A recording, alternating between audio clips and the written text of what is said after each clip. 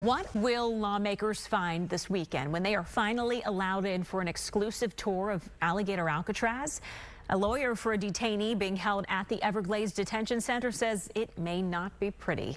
Fox 13's Evan Axelbank is in the newsroom with the latest for us. Evan. And we've just learned that Democratic lawmakers have filed suit demanding that they immediately be let in to inspect Alligator Alcatraz.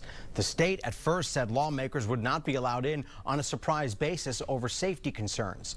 Then they said they were being banned from oversight because it's not technically a state correctional facility. Now the state says they will allow a pre-scheduled tour that will only be for members of Congress and the state legislature. The lawyer for someone detained there says she has not heard good things.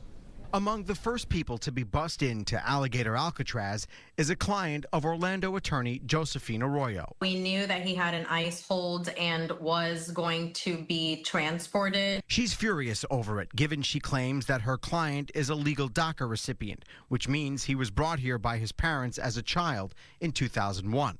The 36-year-old was arrested several months ago for not appearing for a warrant over a suspended license, one he didn't know he had. How many initially?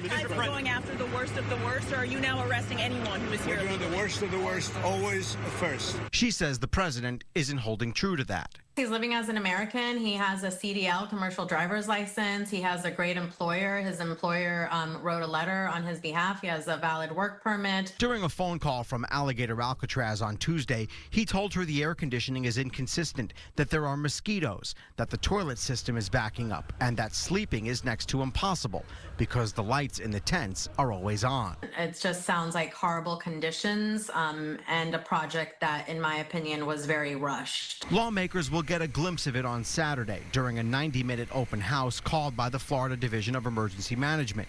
Democratic lawmakers had been blocked from touring it last week on a walk-in basis. They were not sold on the idea of a scheduled visit. What is it that they're hiding?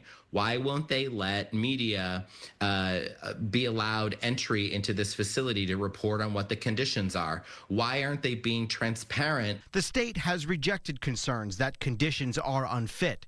The attorney is hopeful that her client won't be there much longer. I believe in our system still, and I'm also an eternal optimist. We did file a motion for bond with ICE. ICE did respond to us, so I know that they have it. She says it's been impossible to contact detainees in the facility, so she's hoping to hear from him this week if he's able to place a call. She says if ICE doesn't respond soon to their motion for bond, the complaint will be filed in federal court. The lawsuit that has been filed in the state Supreme Court by those Democratic lawmakers says the governor and the Department of Emergency Management overstepped their authority. Haley. All right. Evan Axelbank reporting tonight. Evan, thank you.